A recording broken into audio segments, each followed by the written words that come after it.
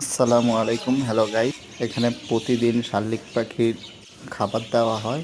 মোটামুটি অনেকগুলো পাখি, প্রায় 150-200 পাখি আসে, প্রতিদিন খাবার দেওয়া হয় এখানে। আমার ভিডিওটি যদি ভালো লাগে তাহলে সাবস্ক্রাইব করে পাশে থাকুন আমার।